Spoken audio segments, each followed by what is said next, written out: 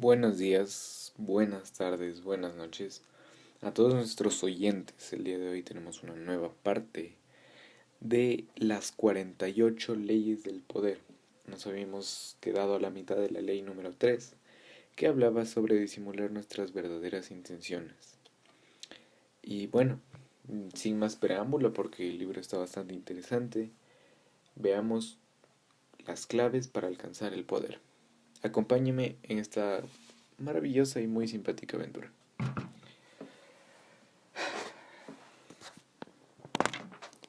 Claves para alcanzar el poder. La mayoría de las personas son como un libro abierto. Dicen lo que sienten, manifiestan abiertamente sus opiniones en la primera oportunidad que se les presenta y revelan sus planes e intenciones. Lo hacen por razones diversas. En primer lugar, es fácil y natural desear hablar sobre lo que uno siente y sobre los planes que tiene a futuro. Sofrenar la lengua y controlar con cuidado lo que se revela exige un gran esfuerzo. En segundo lugar, muchas personas creen que siendo abiertos y honestos se ganan el afecto de los demás. Sin embargo, este es un gran error. La sinceridad es un instrumento romo que hace sangrar más de la que corta. Lo más probable es que la sinceridad logre ofender a la gente. Es mucho más prudente medir y adecuar las palabras y decir lo que la gente desea oír y no enfrentarla con la cruda y desagradable realidad de lo que uno enfrentaría, siente o piensa. Y por encima de todo, el ser desinhibidamente franco lo convertirá en un individuo tan predecible y conocido que resultará casi imposible respetarlo o temerlo. El poder no cae en manos de una persona incapaz de inspirar ninguna de estas dos cosas. True. Predecible y conocido, jamás. Si usted ansía obtener poder, deje de lado ya mismo la sinceridad y aprenda el arte de disimular sus intenciones. Cuando lo domine, siempre correrá una ventaja con respecto a los demás. Hay una verdad muy simple acerca de la naturaleza humana, que constituye el elemento básico de la habilidad de ocultar nuestras verdaderas intenciones. El primer instinto del ser humano siempre es creer en las apariencias.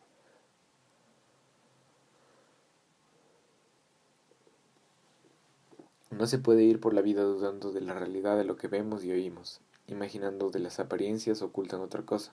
Eso terminará por agotarnos y aterrarnos. Debido a esto, resulta relativamente fácil disimular nuestras verdaderas intenciones. Basta con presentar un objeto que supuestamente deseamos, un objetivo que en apariencia queremos alcanzar, ante la vista de los demás y tomarán por realidad esas apariencias. Una vez que su atención se centre en el señuelo, no se dan cuenta de las verdaderas intenciones.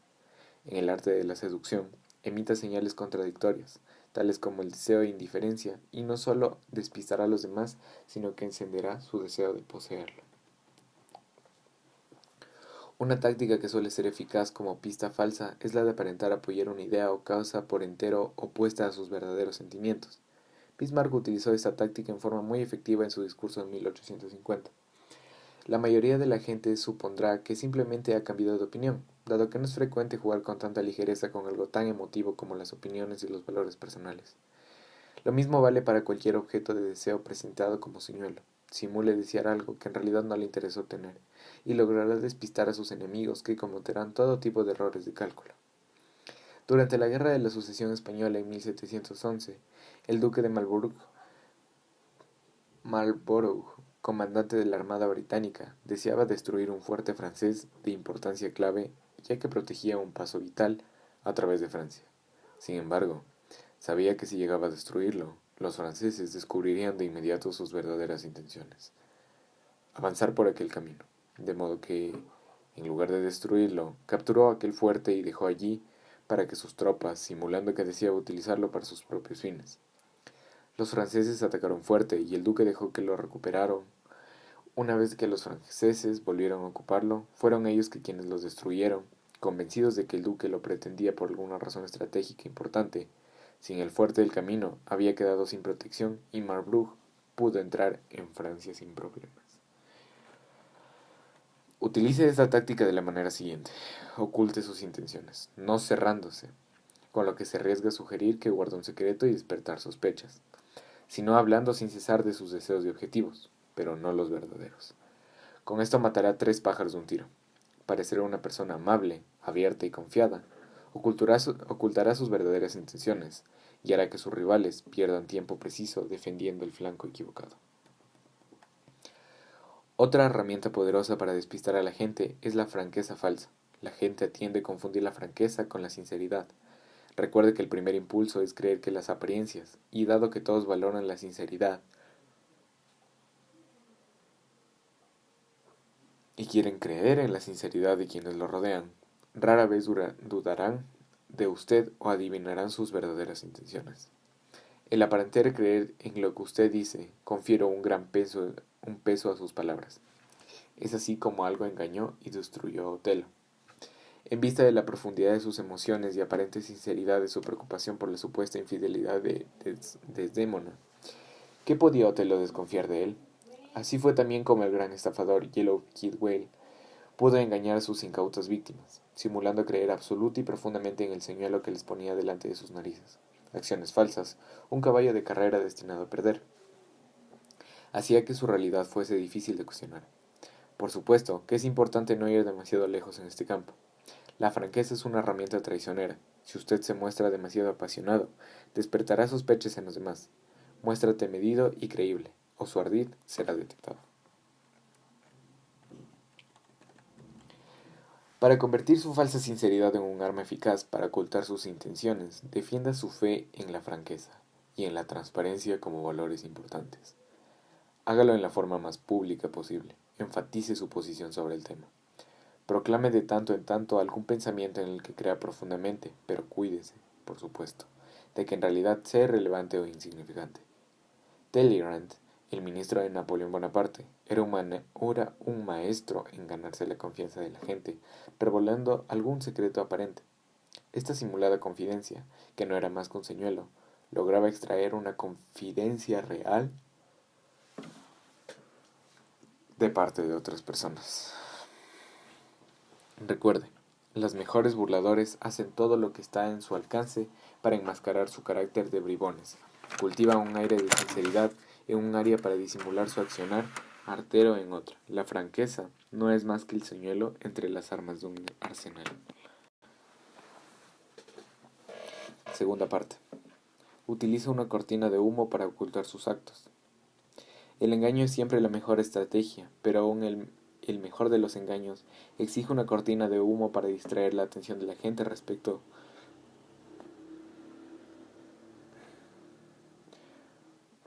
de nuestras verdaderas intenciones. Una fachada neutra, como por ejemplo la impenetrable. Cara de póker. Suele ser la cortina de humo perfecta que oculta sus intenciones tras algo confortable y familiar. Si usted dirige a sus víctimas por un sendero conocido, no se darán cuenta cuando los conduzca a trampa. Observancia de la ley.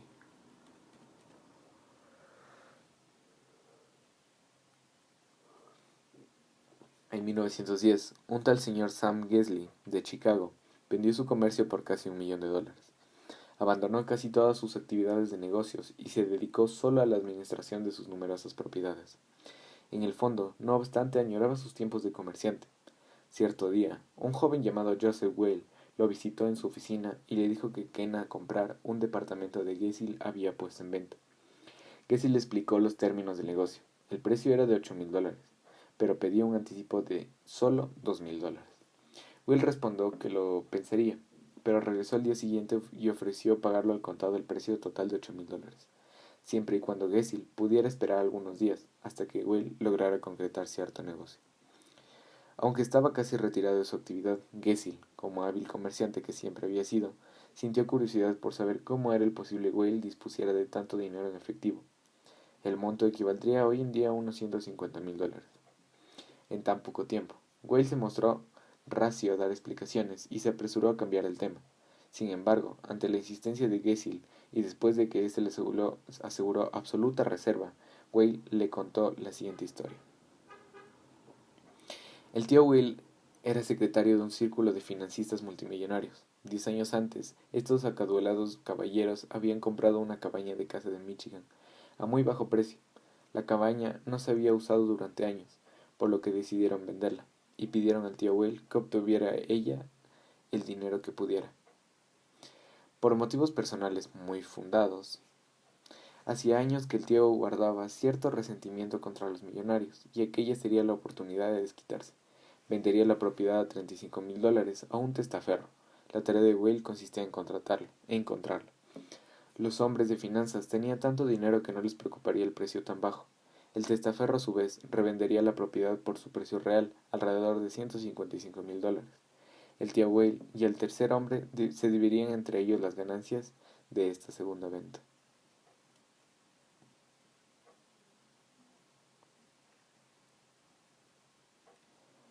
Toda la transacción sería absolutamente legal, y además serviría a una causa justa, la venganza del tío. Gessil había escuchado lo suficiente, quería ser el testaferro. Whale se mostró racio e involuntario en el asunto, pero Gessil no cedía.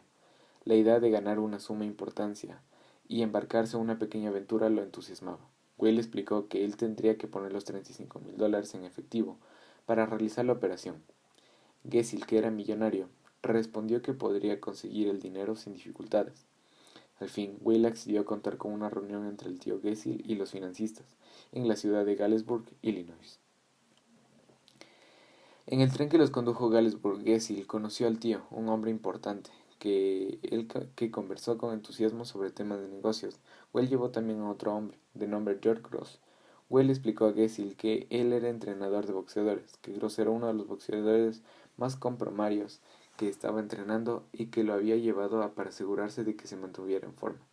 Gross, de cabello entrecano y vientre prominente, no tenía demasiado aspecto de boxeador, pero Gessil estaba tan entusiasmado con el negocio que iba a realizar que no prestó mayor atención a la apariencia poco atlética del hombre. Cuando llegaron a Galesburg, Whale y su tío se fueron a buscar a los financistas, mientras Gessil esperaba un cuarto de hotel con Gross, que de inmediato se vistió con su equipo de boxeador y comenzó a practicar golpes. Gessil, distraído, no reparó en que el boxeador comenzó a jadear mucho al cabo de pocos minutos del ejercicio, aunque su estilo parecía bastante creíble. Una hora después, Whale y su tía regresaron con los financistas, un grupo de hombres de aspecto impresionante e intimidados, vestidos todos con trajes caros. La reunión se desarrolló sin contratiempos y los financistas accedieron a vender la campaña de casa Gessil, que ya había transferido los $35,000 a un banco local. Liquidado ese negocio menor, los financistas se reclinaron en sus sillones y comenzaron a discutir de altas finanzas, dejando caer el nombre de J. P. Morgan, como si conocieran muy bien a ese hombre. Por último, uno de ellos reparó en el boxeador, que se hallaba en un rincón del cuarto. Whale le explicó la razón de la presencia de Gross allí. Uno de los financistas comentó que él también tenía un boxeador amigo, y cuando dio el nombre, Whale se echó a reír y afirmó que Gross podría derrotarlo con toda facilidad. La conversación fue subiendo de tono hasta convertirse en una acalorada discusión. Will desafió a los financistas a apostar al ganador, y ellos accedieron con avidez. La pelea se llevaría a cabo al día siguiente. En cuanto los hombres de finanzas se retiraron, el tío, sin reparar en la presencia de Gessil, se enfureció con Will. Le dijo que no tenía dinero suficiente para apostar y que de una vez que los financistas se dieran cuenta, él perdería su puesto.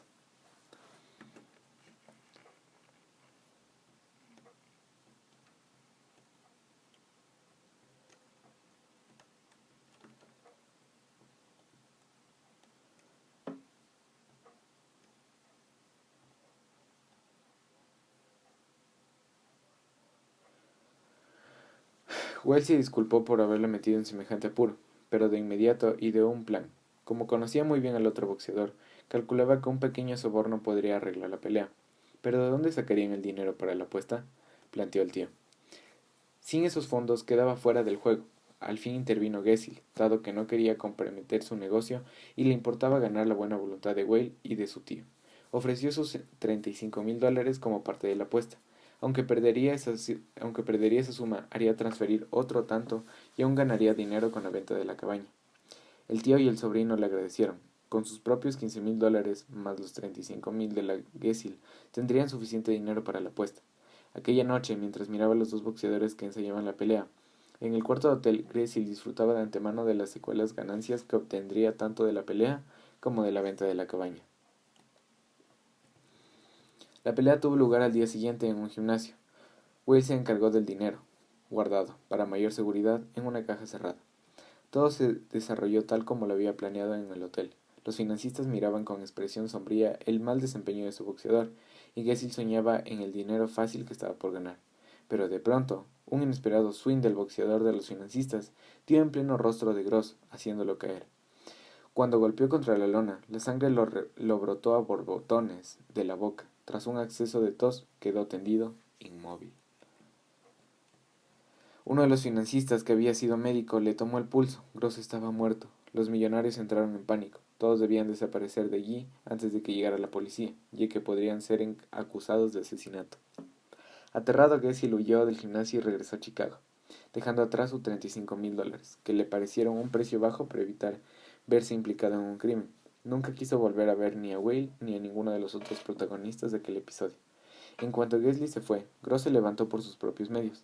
La sangre que le había brotado de la boca había salido de un pequeño globo lleno de sangre de gallina y agua caliente, oculto en su boca. Todo el asunto había sido manipulado de una manera magistral por Whale, conocido como The Yellow Kid, uno de los estafadores más creativos de la historia. Whale repartió los $35,000 con los financistas y los dos boxeadores, todos estafadores, como él. Una bonita ganancia por un trabajo de pocos días. Interpretación. Yellow Kid había elegido a Gesell como la víctima ideal, mucho antes de montar un golpe magistral. Sabía que la trata del match de boxeo sería el medio perfecto para sacar el dinero de manera rápida y definitiva, pero también sabía que si hubiera intentado interesar a Gesell de entrada en el asunto del boxeo, habría fracasado. Tenía que ocultar sus verdaderas intenciones y distraer la atención de su víctima, creando una cortina de humo que en este caso fue la venta de la cabaña de caza.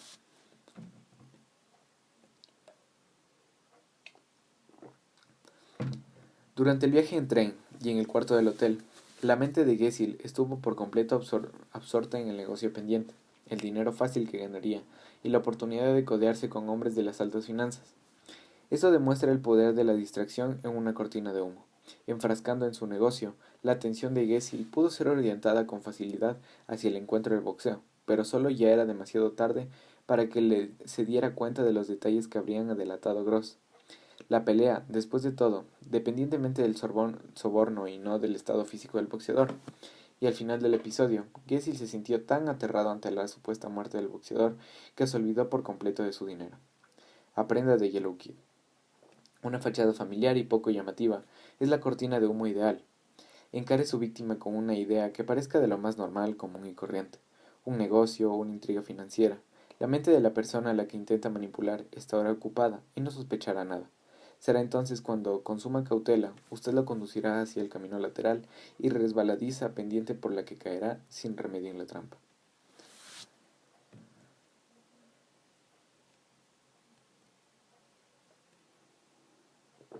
Claves para alcanzar el poder. Si usted cree en los impostores son personajes pintorescos que despistan y desconciertan con elaboradas mentiras y cuentos del tío, está muy equivocado. Los mejores burladores utilizan una fachada inocente para no llamar la atención sobre su persona.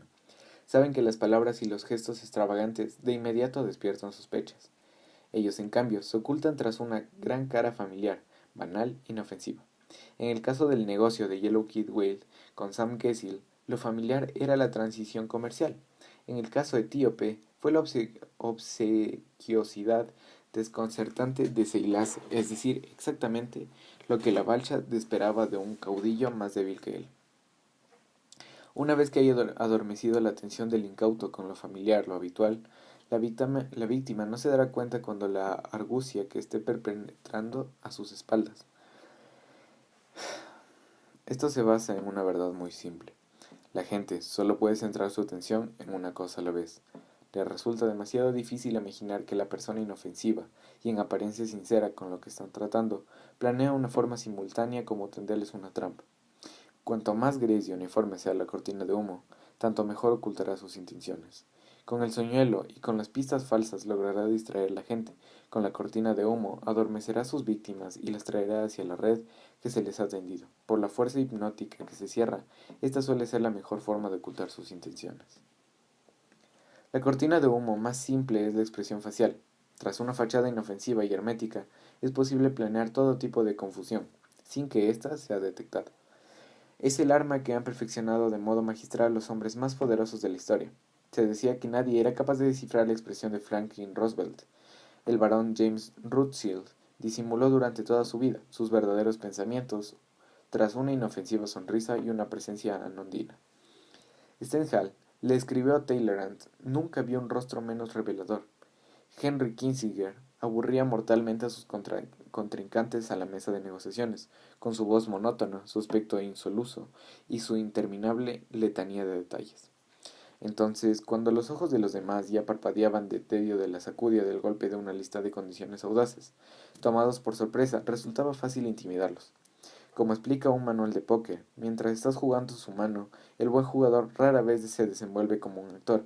Por el contrario, pone de manifiesto una conducta totalmente inexpresiva, que se reduce al mínimo de posibilidades de interpretación, frustra y confunde al contrincante y permite una mayor concentración.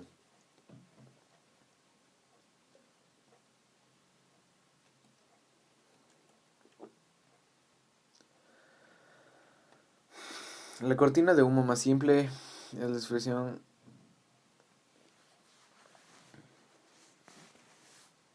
Ya, nos quedamos. En cierta oportunidad, el marcha Joseph Douben se vio frente a un problema terrible. Los millonarios que venían pagando los altos precios por los cuadros que él vendía iban quedándose sin espacio en las paredes, y con el incremento de los impuestos a la herencia era poco probable que siguieran comprando obras de arte. La solución a este problema fue el Museo Nacional de Bellas Artes de Washington, D. C., creado por Douben cuando logró que Andrew Mellon donara su colección. El Museo Nacional de Bellas Artes era la perfecta fachada para que Douben, sus clientes, con un solo gesto de generosidad al donar sus obras al museo, lograban eludir impuestos, liberar espacio en sus mansiones para nuevas adquisiciones y reducir la cantidad de cuadros en circulación en el mercado, con lo cual ejercían una presión alcista sobre los precios. Todo lo que lograban apareciendo al mismo tiempo como generosos benefactores públicos. Otra cortina de humo eficaz es el esquema, el artilugio de establecer una serie de acciones que inducen a la víctima a creer que usted seguirá actuando siempre de la misma manera. El esquema juega con la psicología de lo percibible, ya que nuestros comportamientos se adecuan a esquemas determinados o al menos en lo que queremos creer. En 1878, uno de los grandes capitalistas de la época, Jay Gould, creó una empresa que en poco tiempo comenzó a constituir una amenaza para el monopolio telegráfico de la empresa Western Union. Los directores de Western Union resolvieron comprar la empresa de Gould. Para ello tuvieron que desembolsar una suma importante, pero consideraron que había logrado deshacerse de una peligrosa competencia. Sin embargo, algunos meses más tarde, Gould apareció nuevo en escena, quejándose de que había sido tratado injustamente. Creó otra empresa para competir con Western Union, y en su nueva adquisición, los hechos se repitieron. Western Union le compró la empresa para eliminar la competencia. Gould repitió el mismo proceso una tercera vez, pero en este caso apuntó a la yugular. Llevó adelante una adquisición agresiva y sangrienta, y logró quedarse con el control absoluto de Western Union. Había establecido un esquema que indujo a los inductores de Western Union a creer que su objetivo era ser comprado por una suma importante. Una vez que le pagaban, se quedaban tranquilos, sin darse cuenta de que Gould apuntaba mucho más alto. El esquema es un arma poderosa, puesto que induce a la otra persona a esperar lo opuesto de lo que usted realmente se propone hacer. Otra debilidad psicológica sobre la cual se puede construir una cortina de humo es la tendencia a confundir las apariencias con la realidad. En general, la gente siente que si algo pertenece a su grupo, esa pertenencia debería ser real. Este hábito hace que la fusión sin transición resulte un proceder sumamente eficaz. El truco es muy simple, basta con fusionarse con quienes lo rodean. Cuando más completa sea esta fusión, menos llamará la atención. Hoy sabe que durante la Guerra Fría, en la década de los 50 y 60, un grupo de funcionarios del gobierno británico pasaba información secreta a la Unión Soviética. Sus maniobras permanecieron inadvertidas durante años, porque en apariencia eran tipos decentes que habían ido a la capacidad de fusionarse en el entorno constituyente de la cortina de humo, perfecta para cualquier tipo de espionaje. Cuanto mejor lo haga, tanto mejor logrará disimular sus verdaderas intenciones. Recuerde, necesitará paciencia y humildad para apagar sus colores brillantes y ponerse la máscara que le permita pensar inadvertido. No se desespere por tener que llevar una máscara tan anodinada. A menudo será su indescifrabilidad lo que le permitirá atraer a la gente y parecer una persona de mucho poder. Imagen. Una piel de oveja. Una oveja nunca saquea. Una oveja nunca engaña. Una oveja es tonta y dócil. Cubierto con una piel de oveja, un zorro puede entrar en el gallinero sin ser detectado.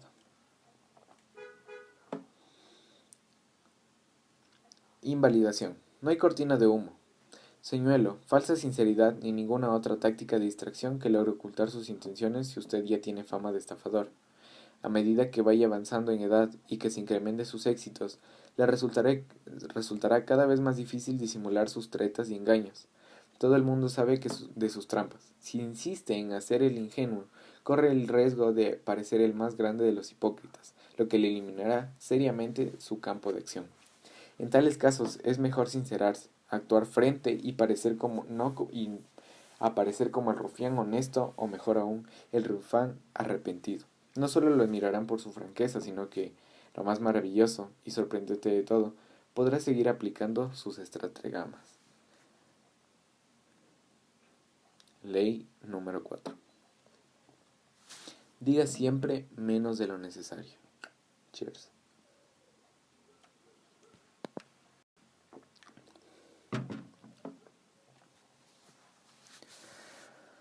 Criterio.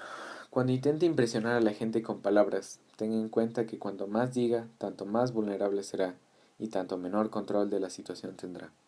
Incluso, cuando lo que diga sea solo una banalidad, parecerá una idea original si la plantea en forma vaga, abierta y enigmática.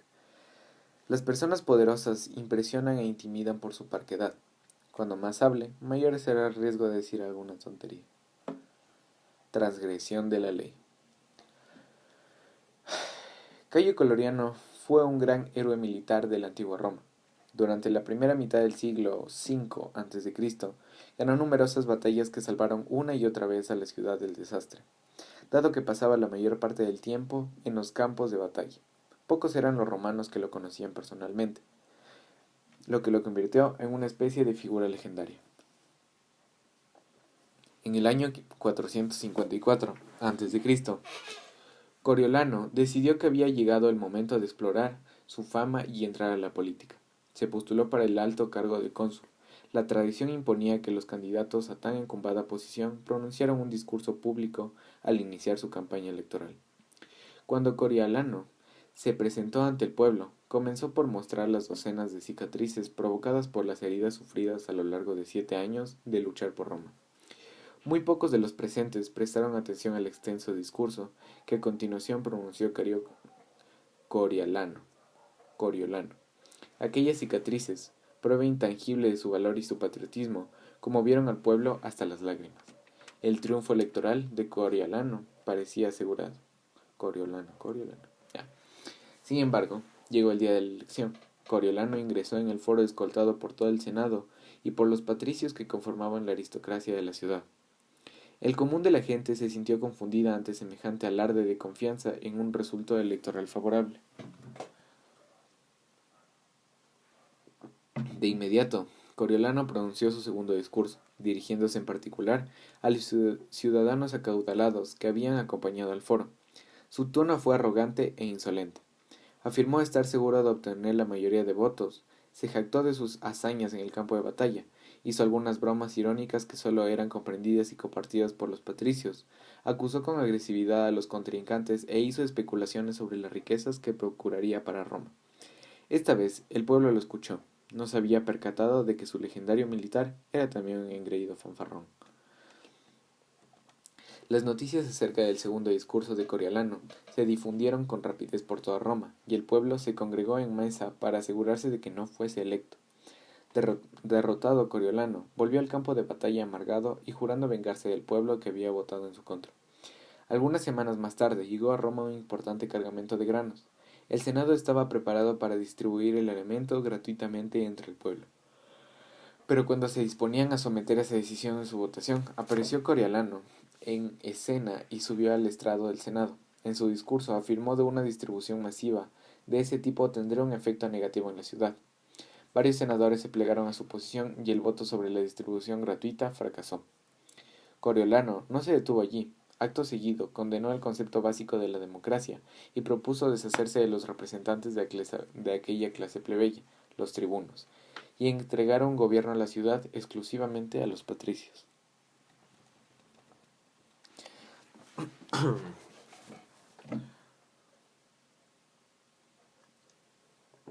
Cuando se corrió la noticia sobre el último discurso de Coriolano, la ira de la plebe no conoció límites. Los tribunos fueron enviados al Senado para exigir a Coriolano compareciera ante ellos. Coriolano se negó. En toda la ciudad se realizaron manifestaciones y se produjeron túmulos. El Senado, temeroso de la ira de la plebe, al fin votó a favor de la distribución gratuita de los granos. Los granos quedaron satisfechos, pero el pueblo exigió una disculpa pública de Coriolano. Si se mostraba arrepentido de su actitud, accedería a callar y allí en adelante sus opiniones. Se le permitiría regresar al campo de batalla.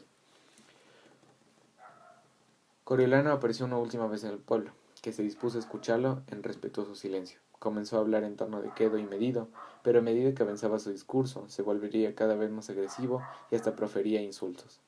Su tono era arrogante, su expresión despectiva. Cuando más hablaba, más se iba enfureciendo la plebe. Por lo último, silenciaron a gritos. Después de una consulta interna, los tribunos condenaron a muerte a Coriolano y ordenaron a los magistrados que el militar fuese llevado de inmediato a lo alto de la roca de Tarpeya y arrojado al abismo. La plebe, entusiasmada, apoyó la decisión.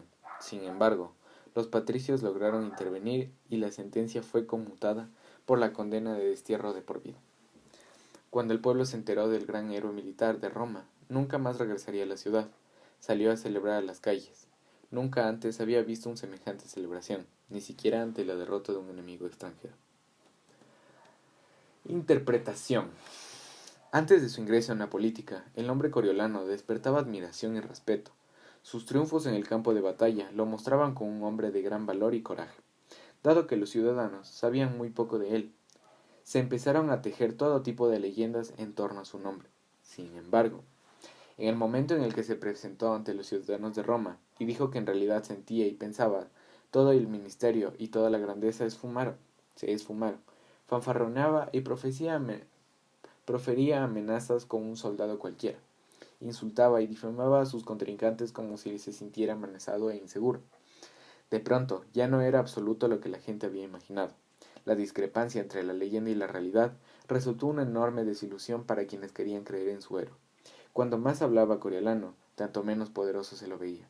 Una persona incapaz de controlar sus palabras es también una persona incapaz de controlarse a sí misma, por lo tanto es indigna de respeto. Si Coriolano hubiese hablado menos, la plebe nunca habría tenido motivos para sentirse ofendida por él, y nunca hubiera conocido sus verdaderos sentimientos. Coriolano habría conservado su poderoso aura. Sin duda, lo habrían elegido cónsul, y entonces sí habría podido consumar sus objetivos antidemocráticos, pero la lengua humana es una bestia que muy pocos saben dominar. Forcejea constantemente por escapar de su jaula, y si no se la adiestra de la manera adecuada, se vuelve contra uno y le causa problemas. Aquello que despilfarra en el tesoro de sus palabras no puede acumular poder.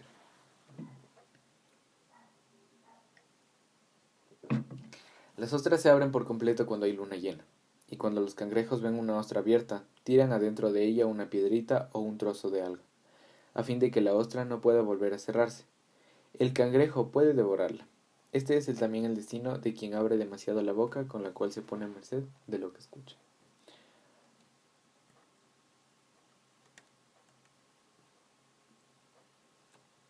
Observancia de la ley.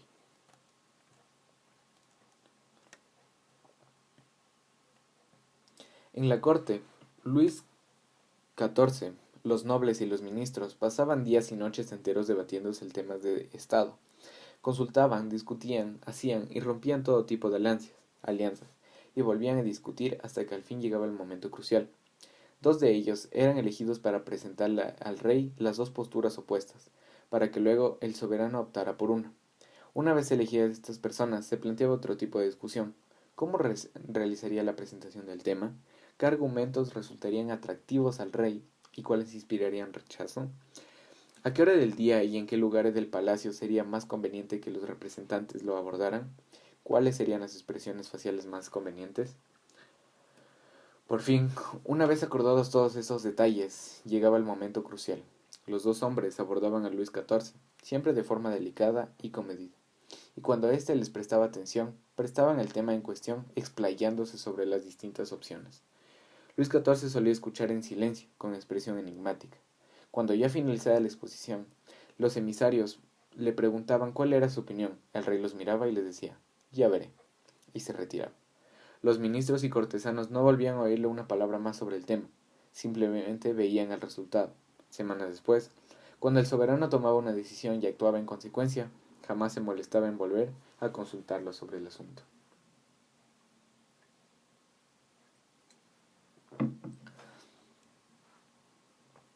Ya veré. Interpretación. Luis XIV era un hombre de muy pocas palabras. Su frase famosa, L'exemur, le taxet mou, el Estado soy yo, no podría verse más concisa y sin embargo más elocuente. Su famoso ya veré era solo una de las varias frases muy breves que aplicaba a todo tipo de preguntas y pedidos.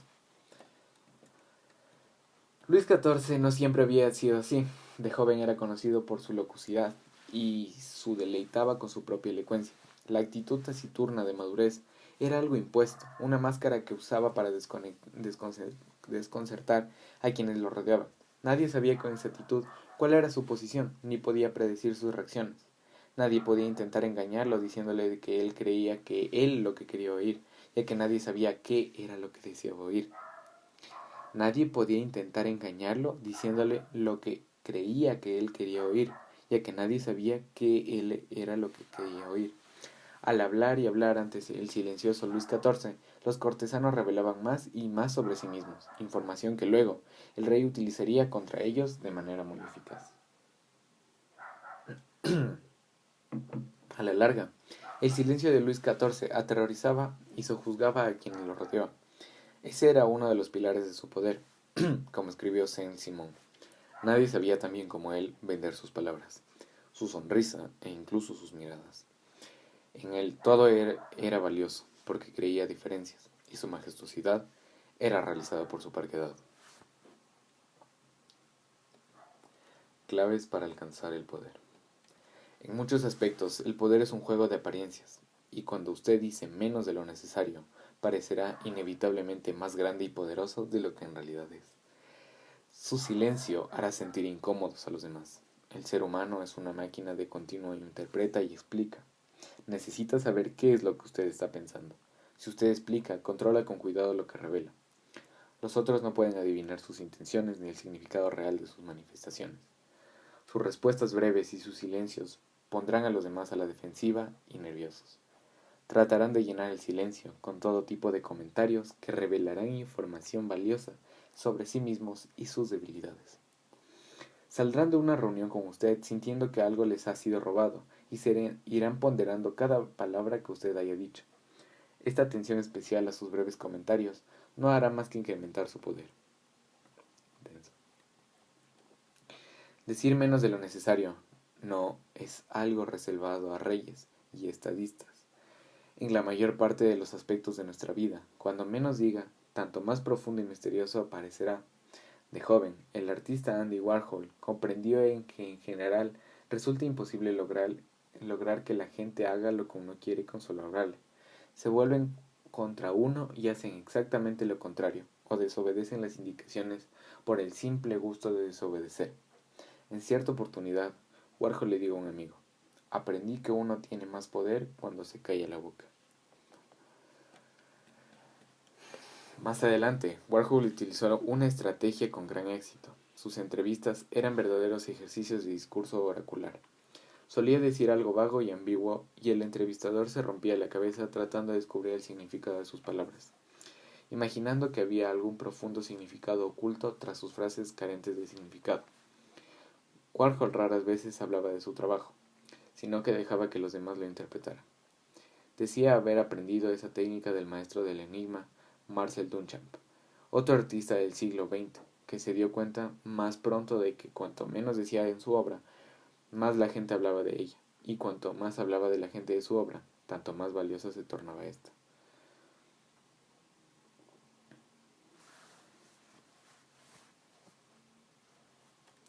Al decir menos de lo necesario, se genera la apariencia de significado y poder. Además, cuando menos diga, menos riesgo correrá de decir algo tonto hasta peligroso. En 1825, un nuevo zar, Nicolás I, subió al trono de Rusia. De inmediato estalló una rebelión liderada por los liberales que exigían la modernización del país, es decir, los industriales, y sus estructuras civiles se pusieran bien a la altura del resto de Europa. Nicolás I aplastó brutalmente aquella rebelión, la insurrección decembrista, y condenó a una muerte a uno de sus líderes, Kondraty Ryblev. El día de la ejecución, Ryblev subió a la horca y le pusieron una soga al cuello.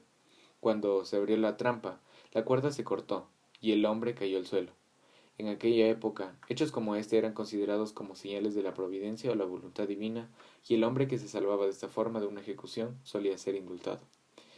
Cuando Ryleyev se puso de pie, sucio y magullado, pero convencido de haber salvado la vida, le gritó a la muchedumbre: «Ven, en Rusia no hacen nada bien, ni siquiera son capaces de fabricar una buena soga». De inmediato, un mensajero se dirigió hacia el Palacio del Invierno con las noticias de la fallida ejecución. Furioso por el frustrante desenlace, Nicolás I se dispuso, sin embargo, a firmar el perdón. De pronto, Ryblev dijo algo después de este milagro. «Señor», le contestó el mensajero, «dijo que en Rusia ni siquiera sabemos fabricar una soga». «En este caso», replicó el zar, «vamos a demostrarle lo contrario». Tras estas palabras, rompió el papel. Al día siguiente, Ryblev fue llevado de nuevo a la horca. Esta vez la cuerda no se cortó. Aprenda la lección. Una vez más, las palabras han salido de su boca. No es posible retirarlas. Mantenga bajo control. Tenga especial cuidado con el sarcasmo. La satisfacción momentánea que obtenga de sus cáusticas palabras siempre será menor que el precio que deberá pagar por ellas. La satisfacción momentánea que obtenga con sus cáusticas palabras siempre será menor que el precio que deberá pagar por ellas.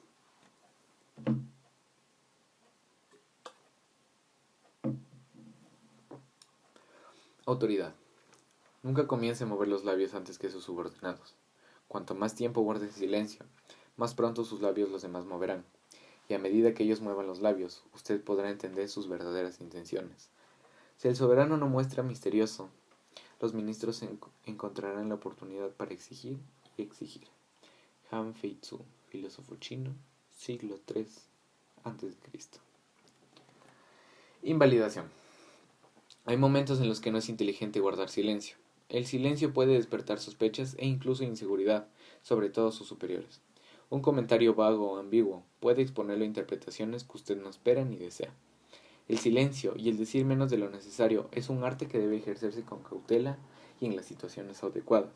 A veces es más inteligente imitar al bufón de la corte, que se hace el tonto, pero sabe que es más inteligente que el rey. Habla y entretiene, y nadie sospecha que es mucho más que un simple tonto. A veces las palabras también pueden actuar como una especie de cortina de humo, útil para engañar a sus adversarios. Al llenar con palabras los oídos de su interlocutor, puede distraerlo e hipnotizarlo. Cuando más hable, menos sospechoso resultará.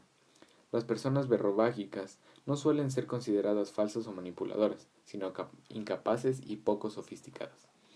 Este es el reverso de la política del silencio, empleada por los poderosos, hablando más y mostrándole más débil y menos inteligente que su víctima. Podrá engañarla con suma facilidad. Ley número 5. Casi todo depende de su prestigio. Defiéndelo a muerte.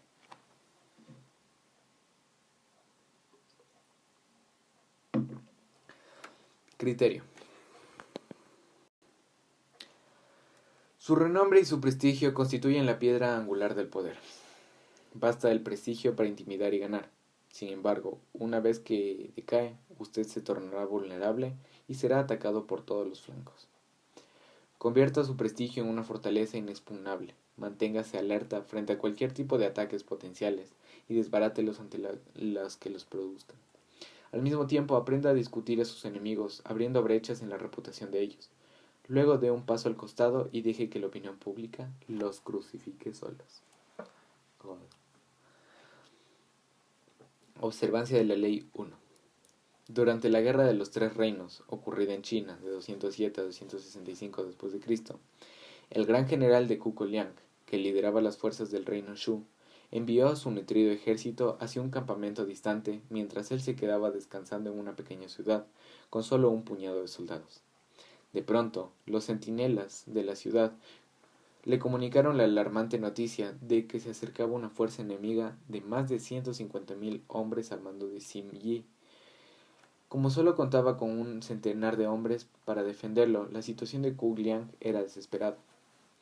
El enemigo lograría capturar al fin ese renombrado líder militar. Sin lamentarse de su suerte ni desperdiciar tiempo o tratar de imaginar cómo lo habían tomado desprevenido, Liang ordenó a sus tropas arriar las banderas, abrir las puertas de la ciudad y ocultarse. Luego se sentó en la parte más visible de la muralla que rodeaba la ciudad, vestido con una túnica taoísta. Encendió el incienso, puso su laúd y comenzó a cantar. Pocos minutos más tarde vio que el enorme ejército enemigo se acercaba constituido por una interminable falange de soldados. Simulando no verlos, Liang continuó cantando y tocando el laúd. Pronto el ejército enemigo llegó antes de las puertas de la ciudad. Al frente, Sima Yi, quien de inmediato reconoció al hombre sentado en la muralla. Sin embargo, mientras sus soldados se impacientaban por ingresar por las puertas abiertas en la ciudad sin custodia, Sima Yi titubeó, lo retuvo y tras estudiar largamente a Liang, sentado sobre la muralla, ordenó a sus tropas que se retiraran de inmediato y a toda velocidad.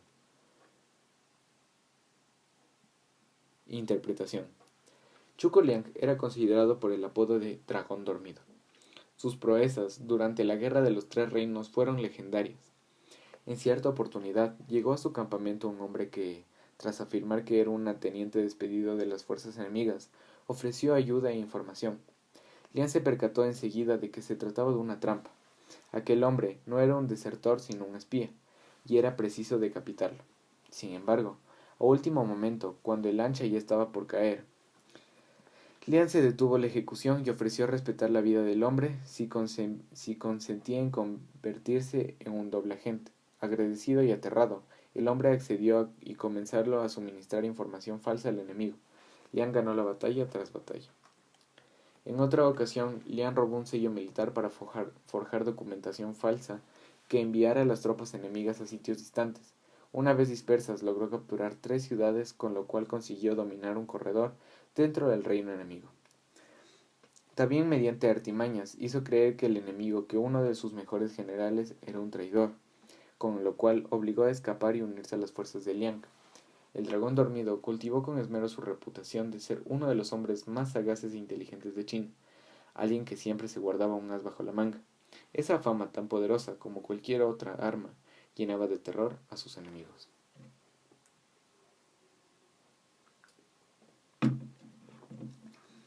Sima Yi había luchado contra Zhuge Liang docenas de veces y lo conocía bien. Cuando llegó a la ciudad vacía y vio a Liang orando sobre la muralla, quedó atónito. La túnica taoísta, los cánticos, el incienso, todo eso no podía ser signo de un juego para intimidar al enemigo. Sima Yi supuso que Liang lo estaba provocando, desafiándolo a caer en su trampa. El juego era tan obvio que por un momento Yi pensó que Liang de veras estaba solo y desesperado, pero su temor a Liang era tan grande que no se atrevió a averiguar la verdad. Esto muestra con claridad el poder que tiene la reputación. Ok. Es capaz de poner a la defensiva a todo un ejército e incluso obligarlo a la retirada sin disparar una sola flecha.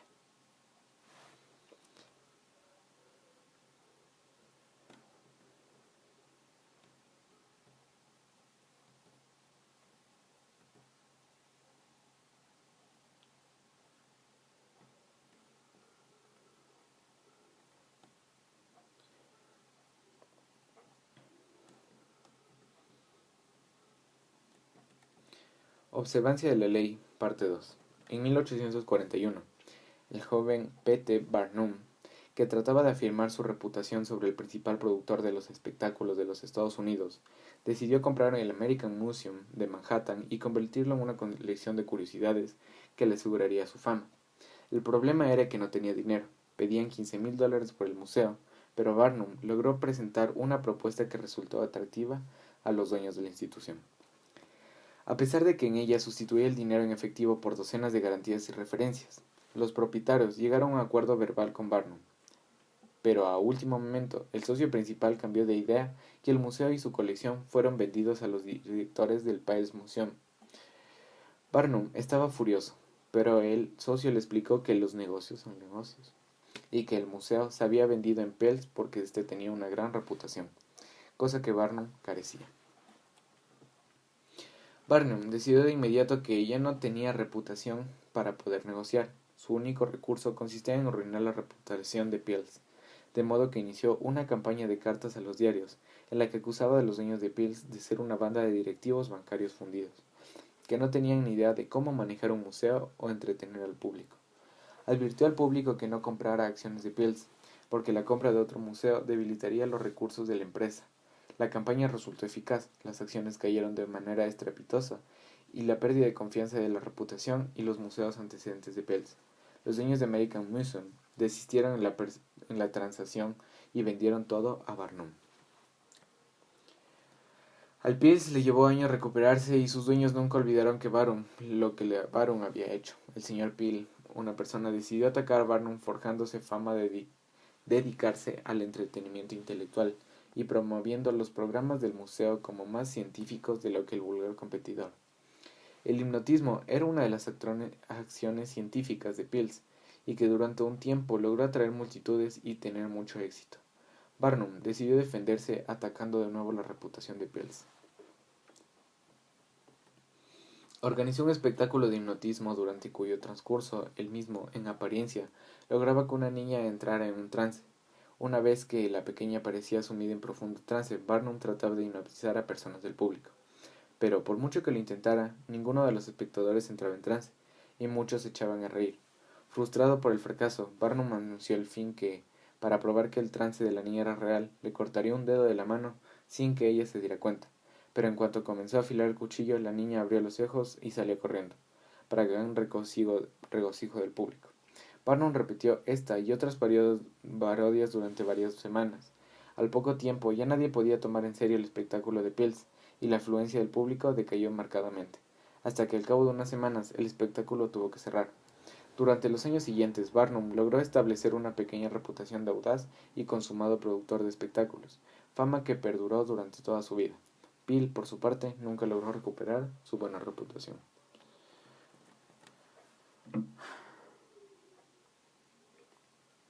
Interpretación. Barnum utilizó dos tácticas diferentes para arruinar la reputación de Peel. La primera era simple. Manifestó sus dudas sobre la estabilidad y la solvencia del museo. La duda es una arma poderosa. Una vez que ha sido sembrada mediante insidiosos rumores, su contrincante se encuentra frente a un dilema terrible. Por un lado, puede negar los rumores e incluso demostrar que usted los ha afirmado. Sin embargo, siempre quedará a sombra de la duda. ¿Por qué se defiende tan desesperadamente? ¿Acaso hay un hastío de verdad de los rumores que procura desmentir? Por otra parte, si su contrincante toma por el camino más fácil y lo ignora, las dudas, al no ser refutadas, se irán fortaleciendo. Si la táctica se ejecuta de la manera correcta, sembrar rumores puede enfurecer y desestabilizar a sus rivales, de tal forma que al intentar defenderse cometerán innumerables errores. Esta es el arma perfecta para quienes no tienen aún reputación propia. Una vez que Barnum hubo establecido su reputación, utilizó la segunda táctica, es decir, la de hacer demostraciones de un falso hipnotismo, para ridiculizar la reputación. Una vez que Barnum hubo establecido su reputación, utilizó la segunda táctica, es decir, la de hacer demostraciones de un falso hipnotismo, para ridiculizar la reputación de su rival. También esto resultó exitoso. Una vez que se haya ganado una sólida base de respeto, ridiculizar a su contrincante pone a éste a la defensiva y al mismo tiempo dirige la atención hacia usted, enfatizando su propia reputación. Los insultos y las calumnias abiertas son acciones demasiado crudas y chocantes que pueden causar más daño que beneficios. No obstante, la ironía sutil y seguridad inteligente sugieren que usted no tiene confianza en su propio valor y que disfruta de una broma a costa de su rival. Una fachada de humor le dará una apariencia graciosa e inofensiva, mientras que usted destruye la reputación de su rival. Es más fácil soportar una mala conciencia que una mala reputación. Friedrich Nietzsche, 1844 a 1900.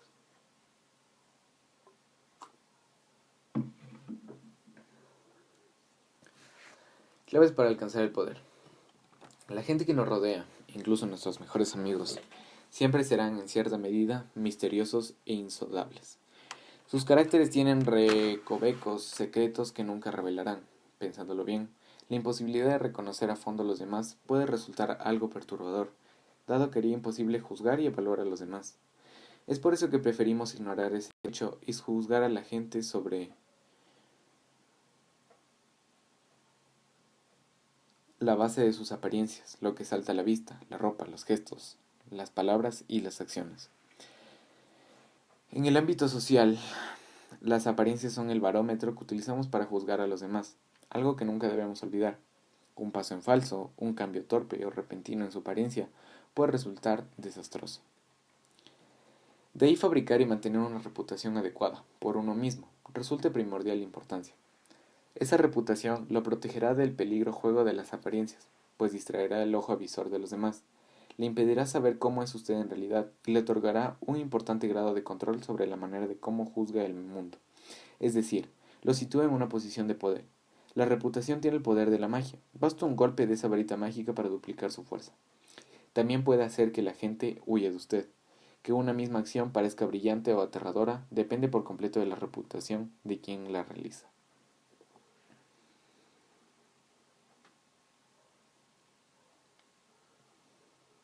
En la antigua corte china del reino de Wei había un hombre llamado Qi Xia, conocido como las extraordinarias educación y gentileza.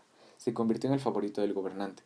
En Wei había una ley que decía: a quien quiera que viaje secretamente en el carruaje del rey, se le cortarán los pies. Pero cuando la madre de Mitsu Xia se enfermó, éste utilizó el carruaje real para visitarla, afirmando que su dueño le había dado permiso. Cuando el rey se enteró de esto, comentó: «Qué hijo devoto y ejemplar es Mitsu Xia.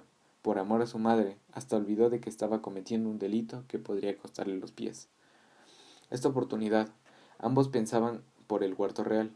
Mitsu Xia comenzó a comer un durazno que era demasiado grande para él, y le dio la otra mitad al rey. Este le dijo: «Me amas tanto que incluso te olvidas del sabor de tu saliva y me permites cometer de lo que resta de tu durazno». Sin embargo, un cortesano envidioso hizo correr la voz de que Mitsushua era en realidad falso y arrogante, y lo logró perjudicar su reputación. De pronto el rey vio el comportamiento de Mitsushua bajo otra luz. Este indigno súbdito utilizó mi carruaje diciendo que yo le había dado permiso para hacerlo, comentó furioso a los cortesanos. Y en otra oportunidad me dio su durazno a medio comer, por las mismas acciones que habían fascinado al rey cuando era su favorito.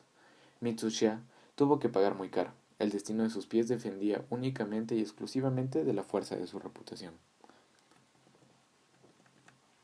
Al comienzo, usted deberá trabajar para establecer su reputación por alguna cualidad destacada, ya sea su generosidad, su sinceridad o su sagacidad. Esta cualidad lo diferenciará de los demás y hará que la gente hable de usted. A continuación, deberá defender su reputación entre la mayor cantidad de personas posible, pero de manera sutil, y observar mientras se extiende como una llama sobre un reguero de pólvora.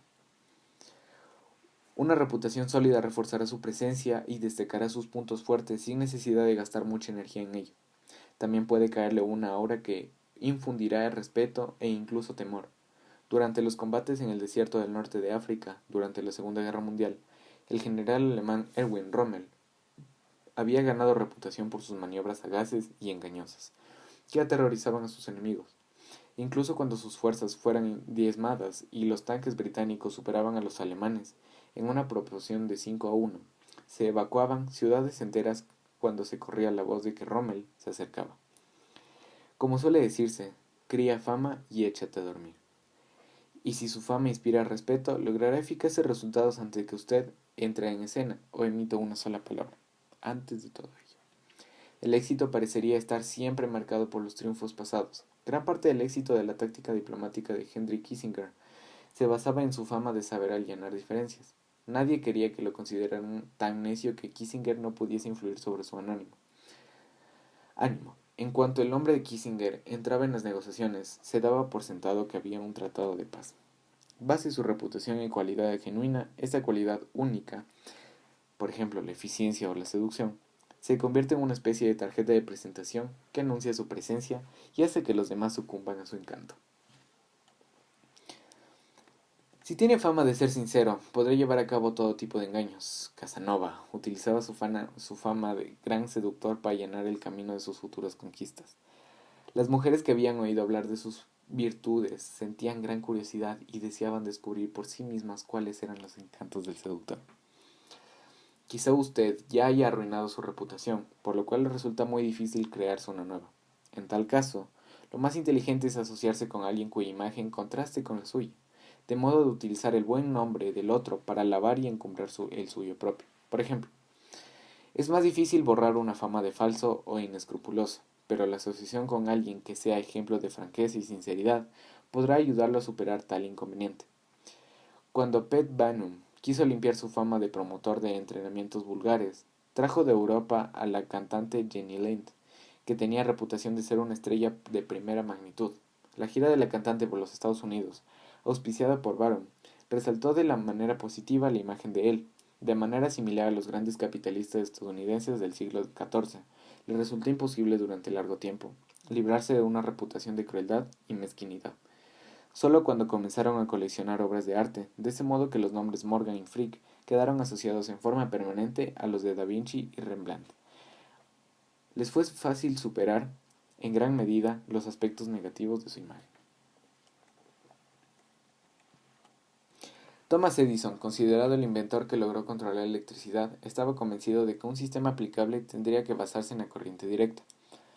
Cuando el científico serbio Nikola Tesla pareció alcanzar el éxito al crear un sistema basado en una corriente alterna, Edison se puso furioso.